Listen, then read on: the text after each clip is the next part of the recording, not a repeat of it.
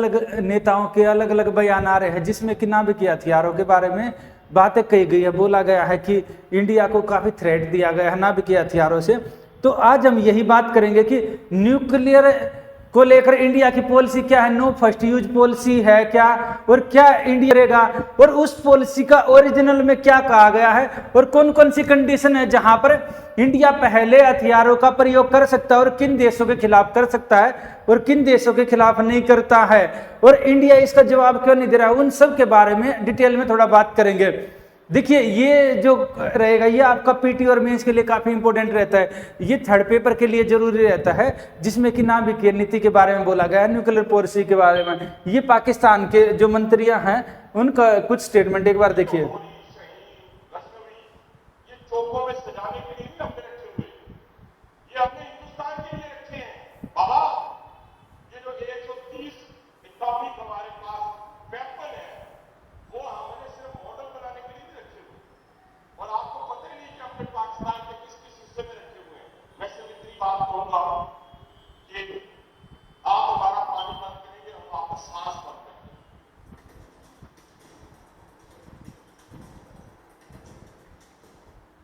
देखिए ये मंत्री स्टेटमेंट दे रहे हैं कि जो नाभिकीय हथियार है उनका यूज हम करेंगे, उनका कहने का सिंपल ये है। तो अब देखना दूसरे मंत्री क्या बयान दे रहे हैं।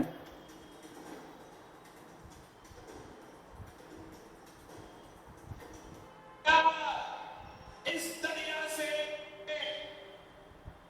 भारत को कहना चाहूंगा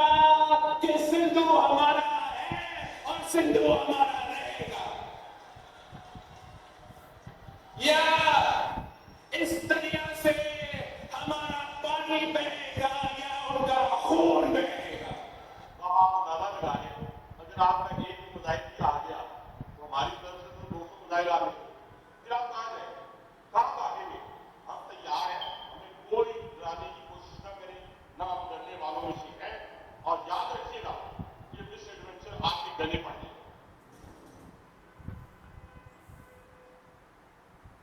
देखो ये पाकिस्तान के अलग अलग मंत्री हैं और अलग अलग बयान दे रहे हैं, ये काफ़ी ज़्यादा अलग ही तरह के बयान दे रहे हैं। इंडिया ऐसे बयानों का जल्दी से रिस्पॉन्स नहीं करता है क्योंकि इंडिया सोच समझ कर काम करता है और काफ़ी ज़्यादा जिम्मेदार जो नेशन है उनमें शामिल किया जाता है इंडिया। तो इसलिए इनके बारे में तो बयानों के बारे में तो कोई बात नहीं करेंगे क्योंकि ये मैटर नहीं करते हमारे लिए। हमारे लिए जो मैटर है वो है नो फर्स्ट यूज पॉलिसी और इंडिया की न्यूक्लियर पॉलिसी। देखिए जो इंडिया ने जो न्यूक्लियर डॉक्ट्रिन बनाई है इसमें क्या है, कोई भी देश नाभिकीय जो डॉक्ट्रिन बनाता है, न्यूक्लियर जो डॉक्ट्रिन बनाता है वो इसलिए बनाता है कि उसका कब यूज किया जा सके, कब किन परिस्थितियों में यूज नहीं किया जा सके, वो सारी चीजें देखता है। और इसके लिए ना इंडिया ने क्या किया है, इंडिया की जो न्यूक्लियर डॉक्ट्रिन है यानी कि नाभिकीय नीति है, ये क्या बोलती है कि ये बताती है कि कब जो नाभिकीय हथियार है पीस और वार के समय उनका किस तरह यूज किया जाए, ये दिया गया है। यहाँ पर है ये है ना, ये डेटरेंस है, ये थ्योरी है, ये पॉलिटिकल साइंस की थ्योरी है डेटरेंस की। इसमें ये बोला गया है कि जो देश यानी कि जो देश नाभिकीय हथियार बना लेंगे वो एक दूसरे से लड़ाई नहीं करेंगे। क्यों? क्योंकि नाभिकीय हथियारों को प्रयोग करना इतना ज़्यादा जोखिम करता है, जैसे आपने हिरोशिमा नागासाकी पर देखा था, यानी कि कुछ ही हथियार डालने से काफ़ी ज़्यादा लोग मर जाते हैं। तो इससे क्या रहेगा, क्योंकि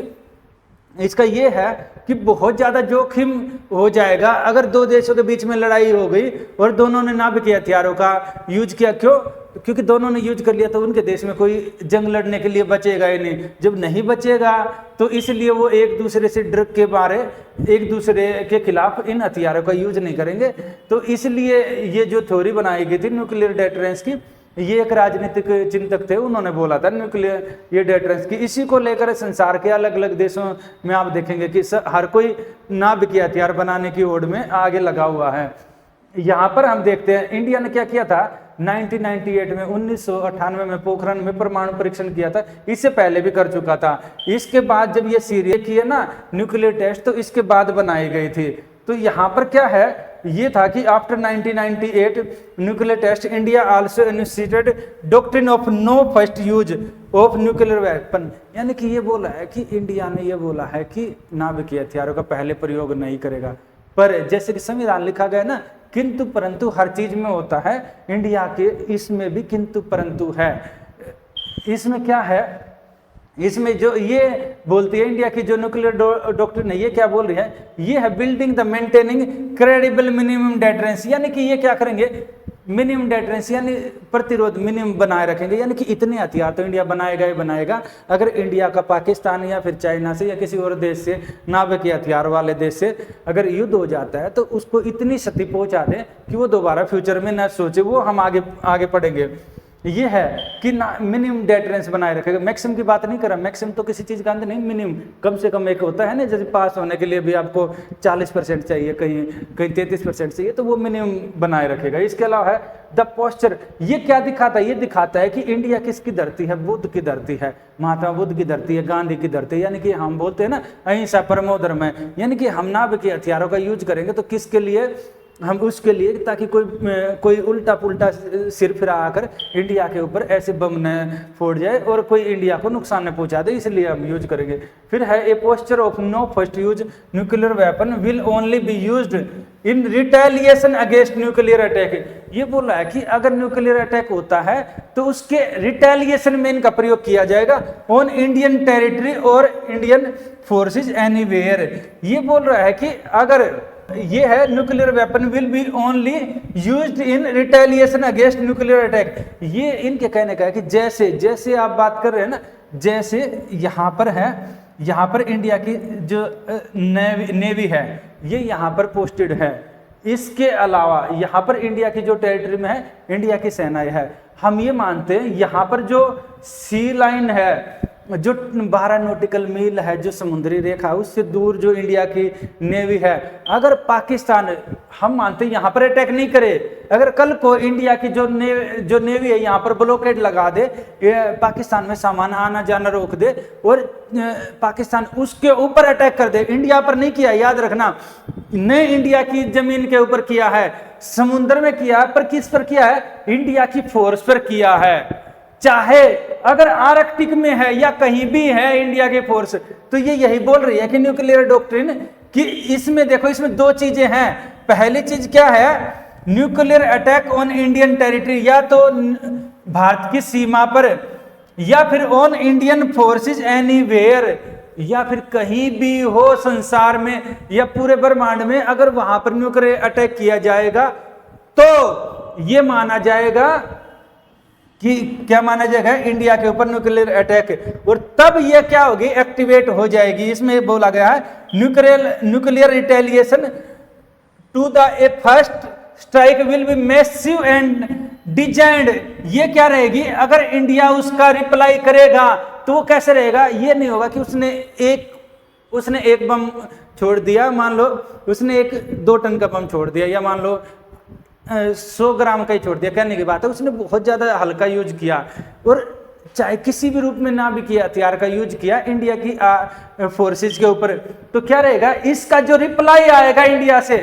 वो कैसा होगा, यहां पर लिखा गया सीधे सीधे, massive and design to inflict unacceptable damage, यानी इतना ज्यादा नुकसान कर दिया जाएगा, इतना ज्यादा नुकसान कर दिया जाएगा जो कि अनएक्सेप्टेबल, अस्वीकार्य होगा। चाहे आपने हल्का सा बोलने का ये होता है, चाहे हल्की सी तिल्ली मार दी ना भी किया हथियारों की, तो इतना ज्यादा नुकसान कर दिया जाएगा कि फिर वो आप टॉलरेट नहीं कर पाएंगे, चाहे इसमें कोई भी देश है, वहां पूरी फोर्स से उस पर अटैक किया जाएगा, ये बोला गया है। अगला है nuclear retaliation authorise by civilian political leadership, यानी ये क्या बोल रहे हैं, सिविलियन पॉलिटिकल लीडरशिप, जैसे कि अभी है ना कि बोल रहे हैं कि सेना को खुली छूट दे दी गई, तो सेना इसका यूज नहीं करेगी, यानी सेना को यह अधिकार नहीं है कि ना भी कि हथियारों का यूज कर सके। ये किसको अधिकार है, civilian political leadership through the nuclear command authority. ये क्या है, जो सिविलियन है, जिसमें कि प्रधानमंत्री और बाकी जो हायर ऑफिशियल हैं, अब हम आगे बात करेंगे, उनको अधिकार है, न कि सेना को अधिकार है इसके हथियारों को यूज करने का। अगला है, इसमें जब हम आगे देखेंगे तो आगे रहेगा no use of nuclear weapon against no nuclear weapon state, यानी कि जिसके पास नाभिकीय हथियार नहीं है तो हम यूज नहीं करेंगे। याद रखना, नहीं है तो नहीं करेंगे, और जिसके पास है तो उसके पास उसने एक बार यूज कर दिया ना तो फिर उसको कहने का है कि अनएक्सेप्टेबल, यानी उसको पूरी तरह से खत्म कर दिया जाएगा, ये है। However in the event of major attack, ये बोले हैं कि हाउएवर, जबकि इसमें भी लगाया है कि नॉन जो है नॉन न्यूक्लियर वेपन स्टेट है, यानी कोई ऐसा देश है जैसे कि मान लो बांग्लादेश है या फिर श्रीलंका है या फिर कोई XYZ, मान लो नेपाल, या कोई भी एक देश है जो कि है नॉन न्यूक्लियर स्टेट है। However in the event of major attack against India और इंडियन फोर्सेस एनीवेयर, जबकि अगर किसी ने, हम मानते हैं नाभिकीय हथियारों का प्रयोग नहीं किया है किसी देश ने, पर किंतु क्या किया उसने नाभिकीय हथियारों का यूज नहीं किया है, पर बायोलॉजिकल जैसे जैविक हथियार, जैसे कोई वायरस छोड़ दिया जाए, जैसे था ना कोविड का टाइम आया था, कोरोना वायरस बोल रहे थे जिसको, तो ऐसे केमिकल हथियारों का यूज किया जाए, जैसे सार्स वायरस आया था, तो ऐसे करके कोई वायरस छोड़ दिया जाए, इस तरह का यूज कर रहा है कोई देश, या फिर केमिकल वेपन का यूज, जैसे कि सेकंड वर्ल्ड वॉर में कई सारी गैसें का यूज किया गया था, तो इस तरह का यूज करता है कोई देश, तो जैसे कई सारे देशों पर आरोप लगते हैं कि उसने बायोलॉजिकल वेपन बना रखा है या केमिकल वेपन बना रखा है, यानी कि रासायनिक या जैविक हथियारों का प्रयोग किया है, किस पर, या तो इंडिया के खिलाफ किया है या इंडिया की फोर्सेज के खिलाफ किया, किसी ने भी किया है, चाहे नाभिकीय हथियारों वाला देश है या कोई भी देश है, अगर उसने किया है तो ये क्या रहेगा, India will retain the option to retaliating with the nuclear weapon. अगर ऐसा केस होता है तब भी इंडिया के पास ऑप्शन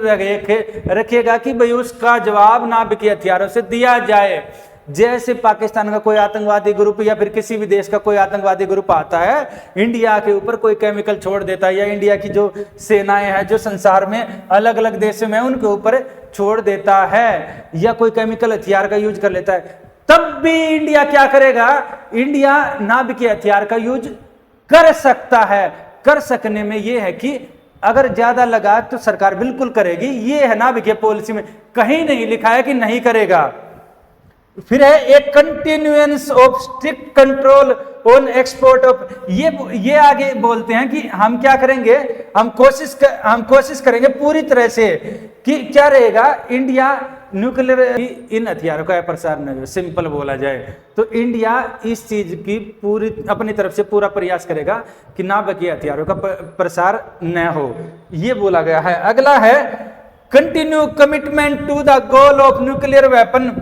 फ्री वर्ल्ड, और इंडिया कोशिश करेगा कि संसार में कहीं भी नाभिकीय हथियार नहीं हो। देखिए, या तो सबके पास हो, नहीं तो किसी के पास नहीं हो, और सबके पास होने में क्या होता है, मैटर ये करता है कि किसके पास हो किसके पास नहीं हो, वहां पर ये मैटर करेगा क्या वो संभालने के लायक है, क्या वो इतना क्रेडिबल है, क्या वो इस तरह है कि उसकी पावर, जैसे कि कई सारे स्टेट है, जैसे कि जहां आतंकवादी संगठन है कहीं मिलिट्री तख्ता पलट कर देती है, तो उन देशों में तो काफी खतरा होगा। तो यहाँ पर इंडिया यही कोशिश कर रहा है कि जो कि हमारा आर्टिकल संविधान का 51 भी बोलता है, इंडिया अंतर्राष्ट्रीय शांति सुरक्षा बनाए रखने का प्रयास करेगा। तो यहाँ भी यही बोला है कि संसार में सबसे अच्छा सिनेरियो होगा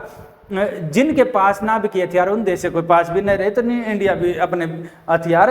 खत्म कर देगा। अगला बोला है कि ये क्या रहेगा, जो न्यूक्लियर हथियार है नाभिकीय हथियारों का, इनका यूज कैसे किया जाएगा, इसको लेकर बताया गया है नीति में, ये पॉलिसी में। द न्यूक्लियर कमांड अथॉरिटी, ये क्या है, न्यूक्लियर कमांड अथॉरिटी है comprises A political council and A executive council. The political council ये बोल रही है कि जो न्यूक्लियर कमांड अथॉरिटी है ये क्या करेगी, ये ऑथराइज है, ये ऑथराइज करेगी कि नाभिकीय हथियारों का प्रयोग किया जाए या नहीं। और इसमें क्या रहेंगे, चेयर बाय प्राइम मिनिस्टर, प्रधानमंत्री इसके हेड होंगे। ये बोले हैं कि प्रधानमंत्री इसके हेड होंगे और यही डिसाइड करेंगे कि नाभिकीय हथियारों का कब प्रयोग किया जाए इंडिया में, कब नहीं। क्यों? क्योंकि इंडिया नाभिकीय हथियारों का प्रयोग किसके लिए करेगा, जो कोई देश, इंडिया उन देशों के खिलाफ करेगा, कोई देश इस तरह का इंडिया पर हमला करता है। तो अगला रहेगा एग्जीक्यूटिव काउंसिल चेयर, यानी कि ये इन्होंने क्या करेंगे, ये ऑर्डर देंगे, ऑथराइज करेगी, ये ऑथराइज है, यही ऑर्डर देगी, और उसका एग्जीक्यूशन कौन करेगा, इसने तो ऑर्डर दिया, उसका एग्जीक्यूट करेंगे ये वाला। ये क्या है, एग्जीक्यूटिव काउंसिल है, उसने ऑर्डर दिया, इसने एग्जीक्यूट किया, एक ही वो ऑर्डर और एग्जीक्यूट नहीं करेगी, वो सेपरेट है, ताकि अगर लगे कि ठीक है नहीं यूज करना है तो नहीं यूज करे। तो ये है executive council, chaired by national security adviser. जो नेशनल सिक्योरिटी एडवाइजर हैं, एनएसए हैं, अजीत डोभाल जी, ये बोला है चेयर उनके, वो चेयर करेंगे, उनको वो हेड होंगे। Provide input to decision making by the nuclear command authority. ये क्या करेंगे, ये करेंगे कि ये बताएंगे, ये इनपुट देंगे। इनपुट किसको देंगे, ये देंगे ऊपर वाले को, न्यूक्लियर कमांड अथॉरिटी को इनपुट देंगे कि हाँ नाभिकीय हथियारों का यूज करना है, नहीं करना है, करना ठीक रहेगा, नहीं करना होगा। तो ये एनएसए की चेयरमैनशिप में जो रहेगी ना, न्यूक्लियर एग्जीक्यूटिव काउंसिल है, ये इसको क्या करेगी, ये ऊपर वाली अथॉरिटी को, जो पॉलिटिकल काउंसिल है, इसको है एनसीए बोलते हैं, न्यूक्लियर कमांड अथॉरिटी, इसको क्या देगी, इसको इनपुट देगी। इसके अलावा रहेगा फिर ये है सीसीएस है, ये रिव्यू करेगी। सीसीएस की जो अभी बैठक हुई थी ना, जिसमें कई सारे मंत्री होते हैं, जैसे कि विदेश मंत्री भी हैं, इसके अलावा वित्त मंत्री हैं, डिफेंस मिनिस्टर हैं, तो ये मंत्री हैं और पीएम भी हैं। तो ये क्या करते हैं, ये सबसे ऊपर की काउंसिल होते हैं, याद रखना। ये क्या करेगी, ये रिव्यू करेगी, उन चीज़ों को रिव्यू करेगी कि इनपुट आए हैं, ठीक आए हैं, उसके लिए डिसीजन दिया है, नहीं गलत है, सही है, क्या करना चाहिए, क्या नहीं करना चाहिए, ये सारा का सारा ये सीसीएस ये देखेगी। और फिर अगर इस तरह का, ये बस यही है कि अगर सारी चीज़ों के लिए अपॉइंटमेंट वगैरह यही करते हैं जो हेड हैं, और ये जब इनको लगेगा कि हाँ सच में कोई थ्रेट है, तो बिल्कुल यहाँ पर जो कंडीशन बताई उन तरह का थ्रेट है, तो वहाँ पर क्या किया जा सकता है, वहाँ पर नाभिकीय हथियारों का प्रयोग किया जा सकता है। सीसीएस के बारे में हम वीडियो के एंड में डाल देंगे लिंक, वहाँ से देख सकते हो, उसके बारे में हमने डिटेल में पहले वीडियो बना दिया था। आज के लिए इतना ही, और ये याद रखना काफ़ी ज़्यादा इंपॉर्टेंट है। अगर ये वीडियो अच्छे लग रहे हो तो अपने बाकी साथियों को भी शेयर कीजिए, ताकि उनको भी ऐसे वीडियो का जो कि पेपर के लिए रिलेवेंट होते हैं उनको भी पता लगता रहे और वो भी देखते रहे। आज के लिए इतना ही, थैंक यू वेरी मच।